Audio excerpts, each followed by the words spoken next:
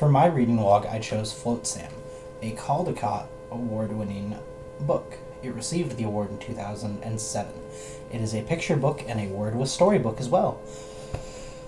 It was published by Clariton Mifflin, and it was illustrated and wrote by David Weisner. Our story opens up to our main character on a beach. As you can see, it's very detailed, and how the art style is I really enjoy it.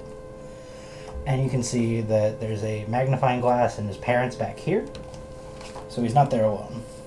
But throughout the story, he is exploring and playing with the animals of the beach until a big wave washes up a waterproof camera to where he finds some film.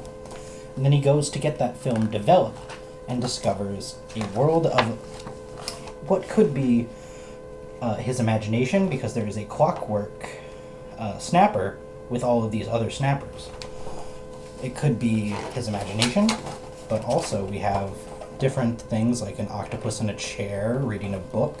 So it's definitely a work of fiction and just trying to make the children a bit more engaged.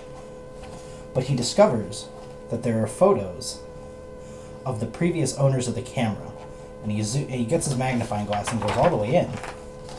But while he is looking, he ends up pulling out his magnifying glass that we had seen earlier in the book, where he actually zooms all the way into the very first owner of the camera. So he himself takes his photo, and then he throws the camera back into the ocean. And while it is in the ocean, it continues to travel and becomes a New Girl's. And the story begins itself. I think it's really good to share this with children because it is a wordless story, so it helps them observe. Like, you can see the microscope at the very beginning, it comes back, and he uses that later.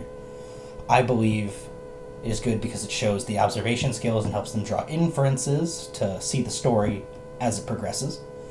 And it reminded me of my childhood because my family would always visit Myrtle Beach in South Carolina, and we would I'd play with the wildlife and get in the water, and I had always dreamed of having some sort of adventure, of finding like a camera like that has some sort of history or story along with it.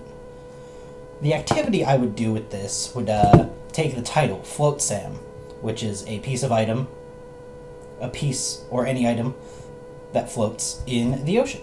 And if it floats, I would use that to teach the students about buoyancy and how different things float. So I would have a bucket and a bunch of items, and we would make hypothesis of which ones would and wouldn't float, and then we would test it to see, making it a scientific experiment, bringing science into literature.